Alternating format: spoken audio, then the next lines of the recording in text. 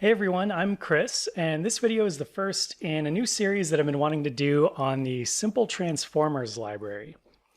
So Simple Transformers is essentially a wrapper for the Hugging Face Transformers library on PyTorch. It's reasonably popular on GitHub. The author is Thilina Rajapakse. And I would say that the main reason to use this library, the reason that I'm interested in it, is that it provides a lot of functionality that is helpful when you're ready to actually get serious with BERT and run experiments to try to pick the best parameters and best model choices and things like that to optimize the performance of your model.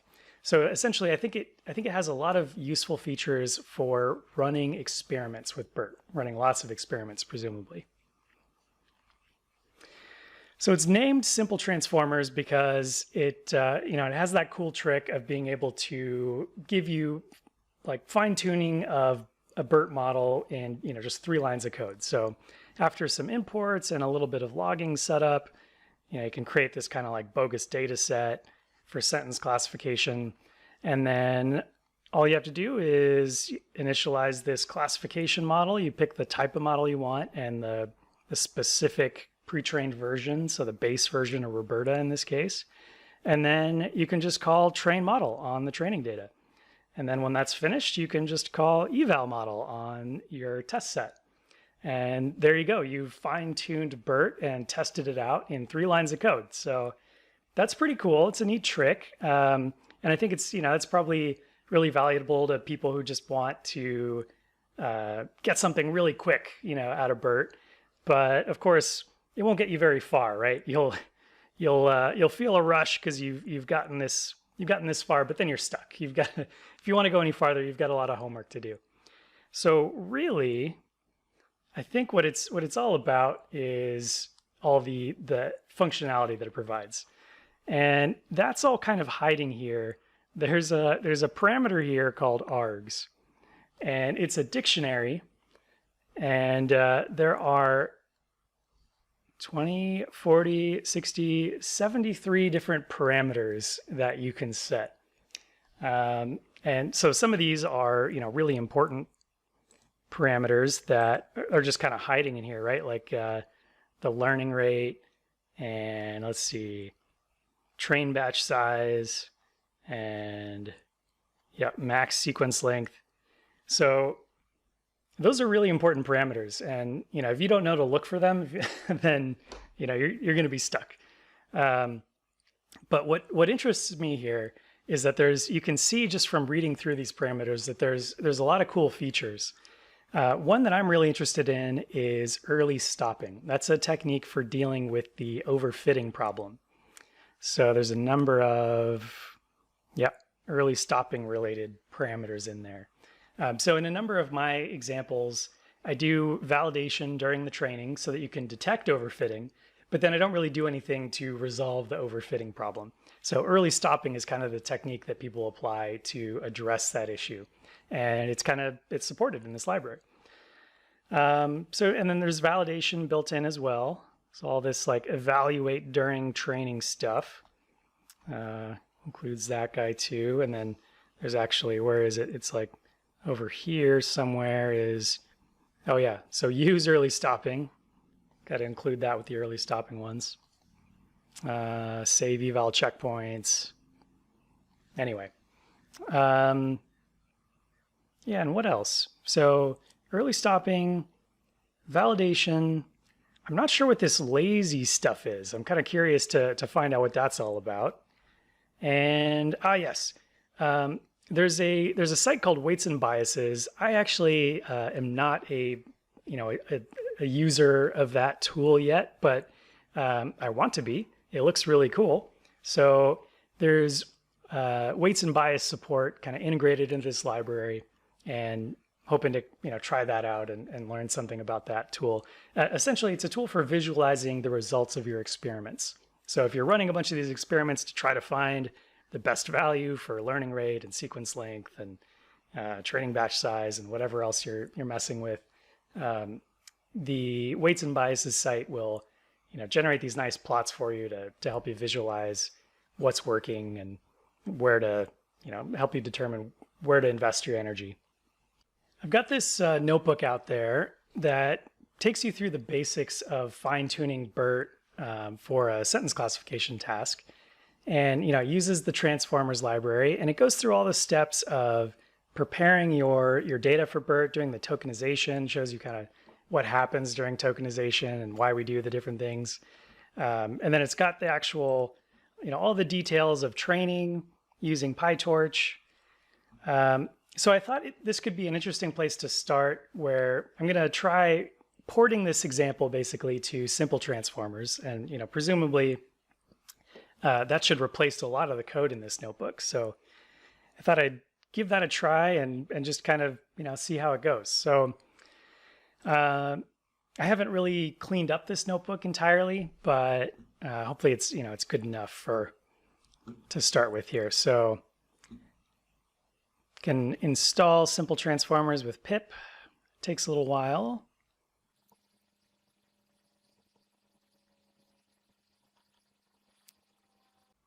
All right, so I do run into a couple of errors here. Google Colab has requirement IPyKernel 4.1, but you'll have 5.3.4, which is incompatible. Transformers has requirement tokenizers equals that, but you'll have tokenizers 8.1, which is incompatible. And then we've got this warning. Looks like it's from Colab maybe.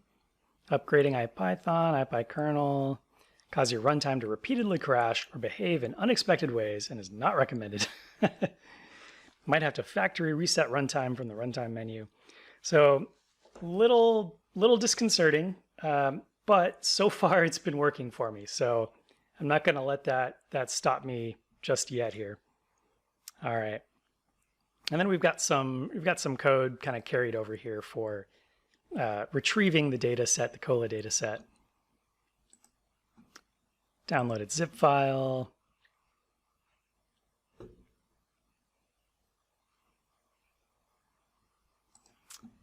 Extract it. Parse it with pandas.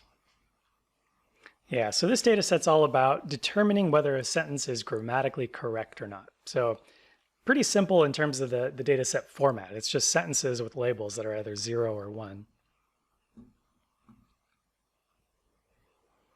All right, so some logging. They showed some logging code in their quick start example. So I'm going to set the basic logging level to info. Yeah, just testing out, making sure the logging's showing up in the output cell here and not going to some file somewhere. And for the transformers loggers specifically, for the huggingface library, we're going to set the warning to logging level to warning. So it means don't display the info level logs. All right, and then they show how to format the data set. Apparently, it needs to be a pandas data frame with 2 columns, just the text in one column and the labels in the other. So we'll select from this data set the sentence and label columns, and then they want the text column to be labeled text. So we'll rename the columns to text and label. All right, and then I'm going to create a 10% split for validation. So we'll use 90% of the data for training. Yeah, and then just the same for the test data set. So we've got 8,500 test sentences. Let's see how many. There.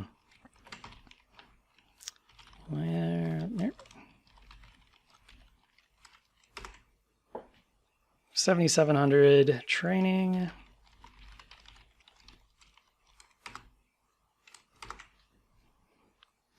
Okay. Yeah, so they're about kind of equal in size, it looks like, the training and test. All right, so fine tuning. Here we go. So simple transformers, import the classification model. There's a couple args they have in their quick start. Reprocess input data. I've got to learn about that. Overwrite output directory. That means just kind of overwrite whatever's in the output files.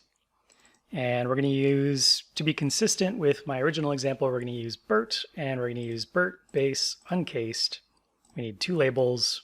And for now, we're accepting kind of just all the default arguments for the model. Yep,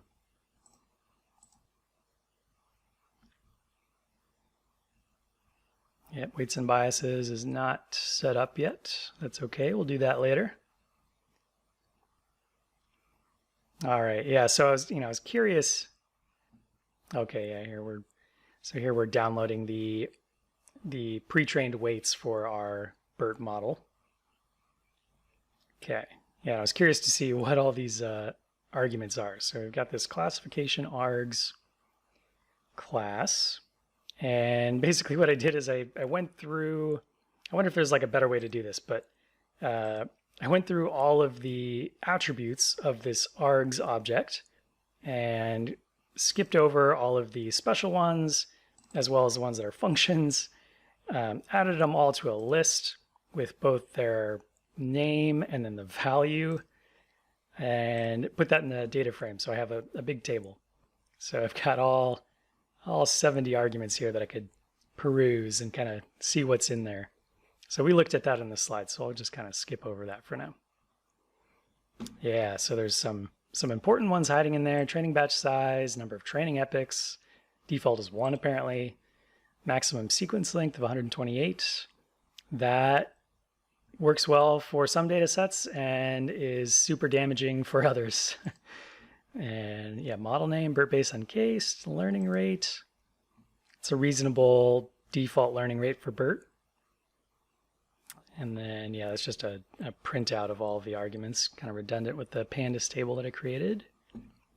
All right, so let's actually choose some of these hyperparameters. These are the choices that I used in my original notebook. 128 sequence length, 4 training epochs, training batch size of 32, and a slightly smaller learning rate of 2e to the negative 5.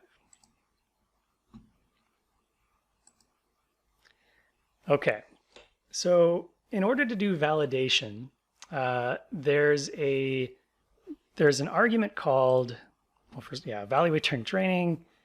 Evaluate during training steps. So you've got to specify how often you want to run validation in terms of training steps, which means like number of training batches in this case. So in order to figure that out, we have to do some math. So if you take the number of training samples and divide that by the training batch size, so training samples was like what, 7,700. There we go. Thank you. Training batch size is 32. So divide those two, and that gives us the number of steps per epoch, which is 241. So I figured, like, all right, let's try validating twice per epoch. So I picked 120, evaluate every 120 training steps or 120 batches. And what else? Yeah, there were a couple in here that I had to like go back, like things weren't behaving how I expected at first, but then kind of went back to the documentation and figured things out. It's like, all right, you need to enable this, evaluate during training equals true, make sure that's on. I wanted to see the results printed out, so make sure verbose is set to true. And then I noticed that it was re-tokenizing the data set every time it did the validation. And there's this option here to use cached eval features, which means just tokenize the validation set once, prepare it, and then cache it, and then you can reuse that every time you run validation. All right, so let me run that cell, set those parameters. All right, yeah, early stopping arguments. Let's take a look at the documentation. The documentation looks pretty nice. So that's kind of that's been an encouraging thing to me about this library. So lots of, in addition to the hard details, there's a lot of, like tips and tricks using early stopping. Cool. Early stopping is a technique used to prevent model overfitting. All right. Yeah, it's a pretty good explanation of what that is. They show some of the early stopping parameters.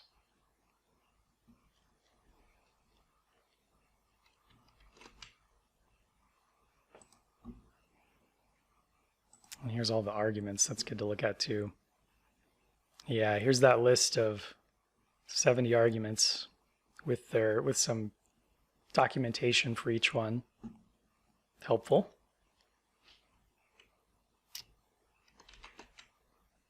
Okay, so I'm going to turn on early stopping. And then you've got to set this early stopping delta. So the improvement over the best eval loss necessary to count as a better checkpoint. All right, and then you can pick a early stopping metric. I believe the default is eval loss, so the validation loss. That's what I want to use. And if you use the Matthews correlation coefficient, that's a score where like higher is better. So you need to set this minimized to false. And if you use the validation loss, then lower is better. So you set minimized to true. All right, early stopping patience. So terminate training after this many evaluations without an improvement in the evaluation metric greater than the early stopping delta. So hopefully that'll be apparent when we run our training here. Okay. So here we go. We're gonna do our simple train model call. We're gonna give it the training set and the validation set that we split off. And I guess the arguments I already set. You can pass them here, but you could also pass them to the model. I set them in the model. Seems to work. It doesn't return anything. I checked to see if it did. Nothing there. But let's run this. All right, 7,700 samples. Let's see what happens.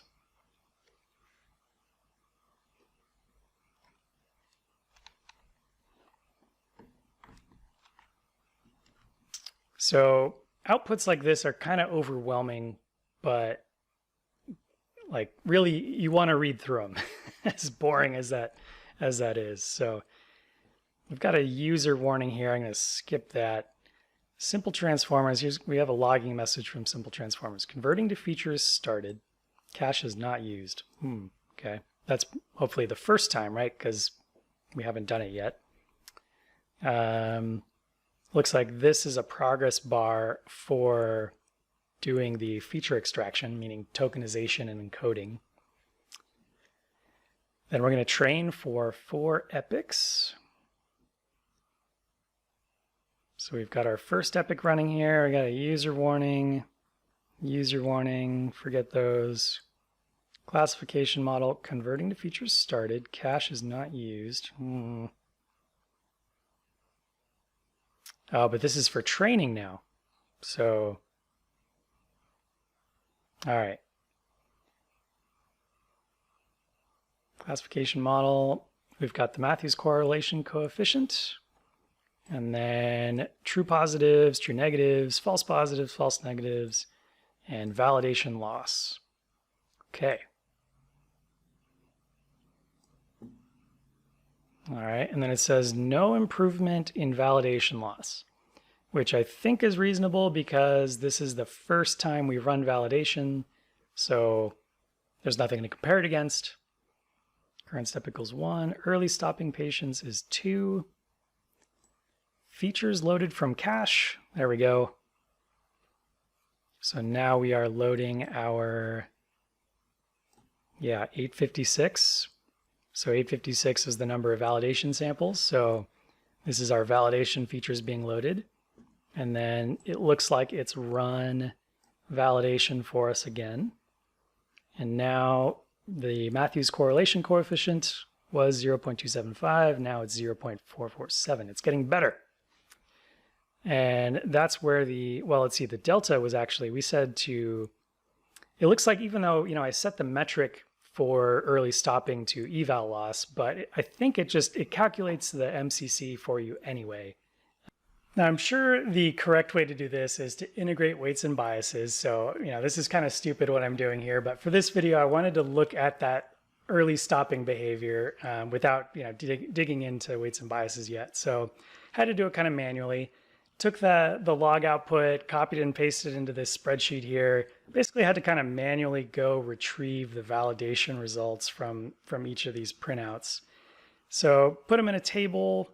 Let me tell you a little bit about what's going on here. So I asked it to run validation every 120 steps. There's 241 steps per epoch, so 120 was twice per epoch. So it runs it twice, like I asked, but then it also runs it at the end of every epoch. So at 241, because there's actually 241 steps per training epoch. So 241, 42, 723, those are the ends of the training epochs. It did apply early stopping because it didn't get to the fourth epoch. It did 1, 2, 3, well, yeah, then, halfway through the fourth, I guess, is when it stopped.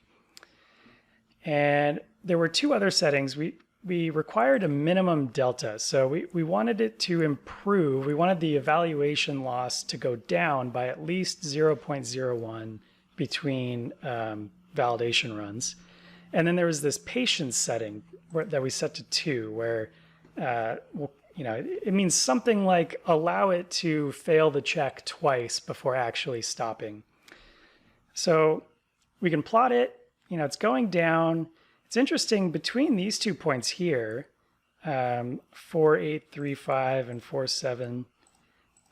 It failed the minimum delta there. It's not quite 0.01. And then after that, it actually continues to go up multiple times. So I'm not clear. I haven't been able to figure out why it didn't stop sooner. Maybe that'll be more apparent later on. I'll have to look into it more. But yeah, there you go. And then let me show you the checkpoints now. During training, it's generating all of these checkpoints. So if you remember, I said that I wanted to run validation every 120 steps. So it looks like it's created a checkpoint every 120 steps for me, plus 1 at the end of every epoch. And inside of these, there's everything you need. Yeah, the optimizer, the scheduler, training args. So that's cool. That looks like there's everything you need in there to presumably pick up training where you left off from this checkpoint if you needed to, if you got disconnected. So that's one of the features that I'm interested in here, is the ability to reload checkpoints.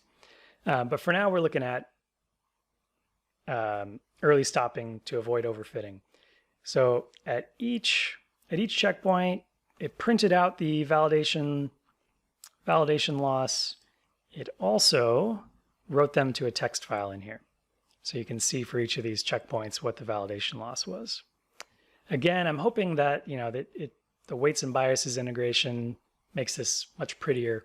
We'll see. We'll get there. But what's really cool here is that we saw that just from looking at these values, we saw it fluctuate, right? We saw it go. It's like it was going down, great, and all of a sudden, whoop, it went up. So really, we stopped a while later, but we would have liked to have stopped here. In hindsight, it's like, oh, that looks like the best spot according to the validation set. So it saves a checkpoint for you at the best validation result. So if I open that, there you go. Yeah. Validation loss matches this checkpoint. So that's pretty cool. And then it's really easy to then load the model from that checkpoint. Yeah, so I did some printouts of the files that they dump out, but that's not interesting right now. Let's collapse that guy. Cool, yeah. So for testing on the evaluation data set, the model right now is in the state left by where we arrived, when training terminated because of the early stopping criteria. but I want to try running with the best model. So you can do that really easily just by naming, excuse me, just by naming the directory of the checkpoint. So it's a BERT model and it's an output's best model. So that'll load it for us. What you doing there, Colab? Ah, there we go. All right, got it. All right, so now we can evaluate on our validation data set. I'm going to do it on the test set too, but I guess I did the validation set first, which I guess should give us the same score, right, as what we saw earlier. So yeah, 473, good sanity check. And right, it returns this result. Yeah. Okay. All right, so now let's actually run on the test set, the actual benchmark. All right. So with that model, we got a Matthews correlation coefficient of 0.438. All right. That's not very good. With my original notebook, the best score I got was 0.498. It does seem to fluctuate a lot. This data set does. So it might be more interesting to look at another data set. That wraps up what I've got for this week, but let's do a quick summary of what we saw and then what I plan to look into for next week. So we saw that simple transformers takes away a lot of the code, the tokenization code and the PyTorch training loop. Of course, I could just kind of wrap my own code in functions and move them out of the way. But here, all you've got to do is import this library, and it's got other features, obviously, that we're interested in. And then, it does kind of mean like it puts the effort into carefully choosing your arguments. So it's got all these cool features, and you got to make sure that you've got everything set correctly in order to use them properly. So that's where the work is in the end. Did see that we got some alarming install errors, but so far everything seems to be fine. So I'm not going to let that kill this yet. Checkpoints are really cool. I'm excited about those. It automatically saved checkpoints for us, and then it was really easy to load a specific model back from a specific checkpoint. Early stopping was a little bit of a bust so far. It was harder than it sounds to apply, for one thing. We had to specify how often we wanted to run validation, and then we had to specify how much change in the validation objective do we want to see in order to keep going, essentially. And then there's kind of with that is this patience, like, well, if it just happens once, are we okay with that? What if it happens 2 steps in a row? And that plays into the how often we run validation. So there's some confusing choices there. And then probably worst of all, it didn't really help us. The sort of the intuitive, obvious use of it didn't immediately improve our test score. But that's not to say that it's a bad technique. Could be the COLA data set, could be that I'm using the technique wrong. So I'm going to continue to explore that. So for the next episode, we saw that looking at the results in the console in the output cell was bad, but I think that it's set up to be integrated with this great tool, weights and biases. I want to call it WandB. That's how I read it whenever I see it. But yeah, next week I'll set that up, try it out. We'll poke around that. Hopefully that'll plot the learning curve for us and make a lot of the data much easier to visualize here. And then I do want to keep looking at early stopping. I want to see if I can get that to behave how we'd expect and to actually improve results on one of the examples. So maybe that means applying it to a different data set, something larger than COLA. And something we didn't look at was whether we we looked at the best model, the model that got the best score on the validation set, but we didn't compare that to the final model. So that'd be something to check out. And then we saw the checkpointing, we saw that it saves, and then we can, load the model from the checkpoint easily. But probably the most valuable, the most valuable aspect of checkpoints is that it should allow us to pick up training where we left off in case something happens, like we get disconnected from Colab. So I'll need to look at, how you actually do that, how you resume from a checkpoint, and then I'll need to kind of adjust the parameters to make sure that our checkpoints are getting saved to Google Drive so that if I do get disconnected from Colab and lose my Colab instance, then my checkpoints are still saved somewhere. They're not, lost on the file system of that instance. So I'll keep digging into those topics this coming week, and I'll see you guys in the next episode.